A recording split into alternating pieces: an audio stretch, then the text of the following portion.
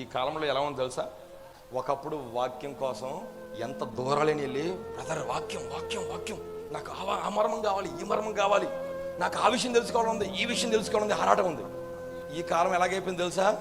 మీ పాష గారు ఎంత మర్మాలు బోధిస్తున్నా దాన్ని అర్థం చేసుకునే అంత మర్మాలు వస్తున్నాయి, కానీ దాన్ని నేర్చుకోవాలన్న తపన పోయింది.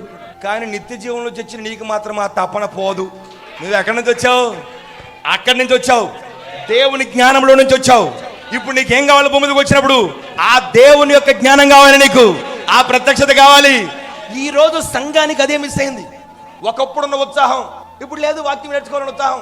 ఎందుకని? మీకంటే అన్నీ దొరుకుతున్నాయి, దొరకని స్థలాలు ఉన్నాయి.